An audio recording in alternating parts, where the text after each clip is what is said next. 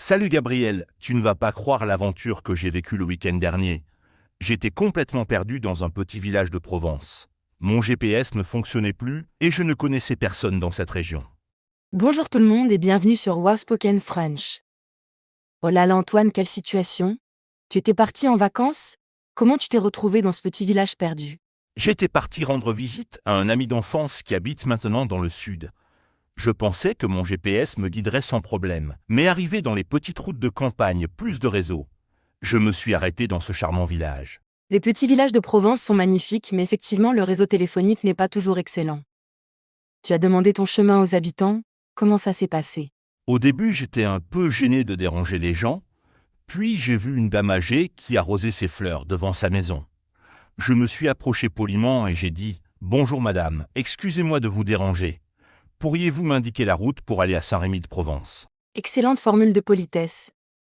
Dans les petites villes, les gens apprécient vraiment quand on prend le temps d'être courtois, et cette dame a pu t'aider. Oh oui, elle était adorable.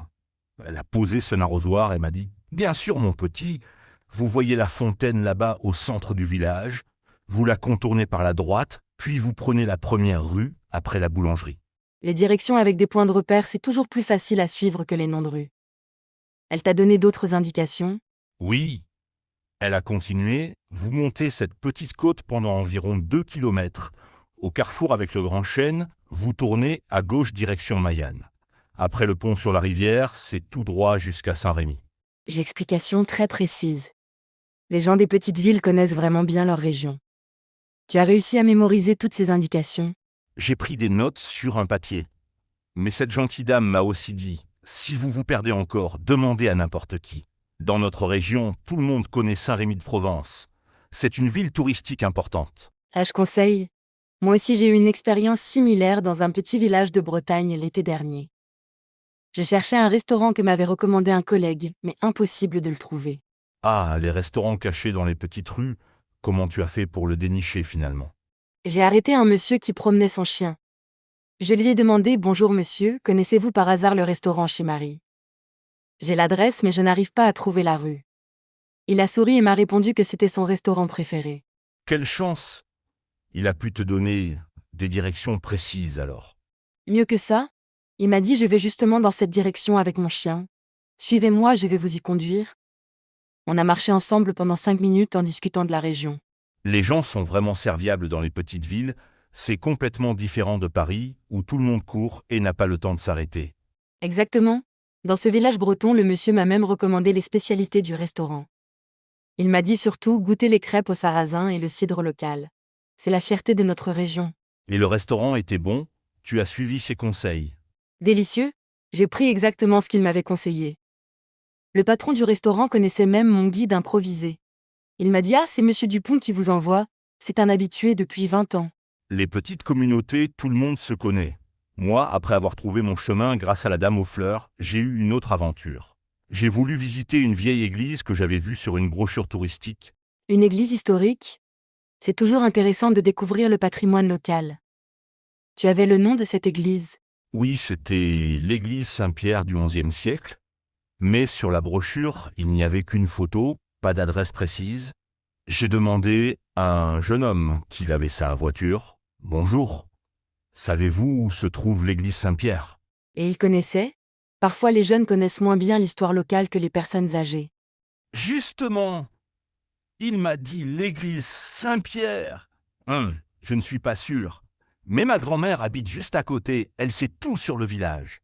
Attendez, je vais l'appeler. Il a crié « Mamie, il y a un monsieur qui cherche l'église Saint-Pierre. » Adorable! La grand-mère est sortie de sa maison. Oui, une petite dame très vive d'au moins 80 ans. Elle m'a dit l'église Saint-Pierre. Mais bien sûr, c'est ma paroisse depuis 60 ans. Venez, je vais vous montrer le chemin. C'est à 10 minutes à pied par le sentier. Elle a accepté de t'accompagner? C'est incroyable cette générosité. Pas seulement. Pendant la promenade, elle m'a raconté toute l'histoire de l'église, du village, de sa famille. Elle m'a dit, mon arrière-grand-père a participé à la restauration du clocher en 1923. Regardez, on voit encore sa signature gravée dans la pierre. Une véritable guide touristique improvisée. Tu as appris beaucoup de choses sur l'histoire locale alors. Énormément. Elle m'a expliqué que l'église avait été construite par des moines au XIe siècle. Pendant la Révolution française, elle avait été transformée en grange. Puis, au XIXe siècle, les villageois l'ont restaurée avec leurs propres moyens. Fascinant. Ces petites églises de village ont souvent des histoires extraordinaires. Elle t'a fait visiter l'intérieur aussi. Bien sûr, elle avait les clés parce qu'elle s'occupe de l'entretien des fleurs. À l'intérieur, il y avait des fresques du XIVe siècle et un orgue ancien encore en état de marche. Elle m'a même joué un petit morceau. Quelle rencontre merveilleuse. Moi j'ai eu une situation amusante dans un village des Alpes. Je cherchais une fromagerie artisanale, mais je ne parlais qu'à des touristes étrangers qui ne connaissaient rien à la région. Ah, le piège des zones touristiques. Tous les gens qu'on croise ne sont pas des locaux. Comment tu as fini par trouver un vrai habitant? J'ai eu l'idée d'entrer dans le bureau de tabac. La buraliste était une femme d'une 50aine d'années qui avait l'air de connaître parfaitement son village. Je lui ai demandé « Bonjour madame, pourriez-vous me dire où se trouve la fromagerie du bois ?» Bonne stratégie. Les commerçants locaux connaissent toujours tous leurs collègues du village. Exactement. Elle m'a répondu « La fromagerie de Pierre ?» Ah, vous avez du goût. C'est le meilleur fromager de la vallée. Sortez de mon magasin, tournez à droite, passez devant la mairie, puis montez la petite rue pavée jusqu'au bout. Des indications claires. Tu as trouvé facilement, alors? Presque. Je me suis trompée parce qu'il y avait 2 rues pavées. J'ai demandé confirmation à un facteur qui distribuait le courrier. Il m'a dit « Vous cherchez Pierre le fromager ?» C'est par là, je viens justement de lui apporter ses lettres. Les facteurs sont parfaits pour demander son chemin. Ils connaissent chaque maison, chaque rue du village. Et cette fromagerie valait le détour? Absolument. Pierre m'a fait goûter au moins 10 fromages différents, tous produits localement. Il m'a expliqué son processus de fabrication artisanale. J'ai acheté un reblochon fermier exceptionnel. Les artisans locaux sont passionnés par leur métier. Moi, après ma visite de l'église avec la grand-mère, j'ai voulu trouver une épicerie pour acheter des spécialités régionales. Dans les petits villages, les épiceries ont souvent des produits locaux qu'on ne trouve nulle part ailleurs. Tu as demandé des recommandations? J'ai croisé le curé du village qui sortait de l'église. Je me suis dit qu'il connaîtrait sûrement les commerçants. Je lui ai demandé « Bonjour monsieur le curé, où puis-je acheter des spécialités de votre région ?» Excellente idée.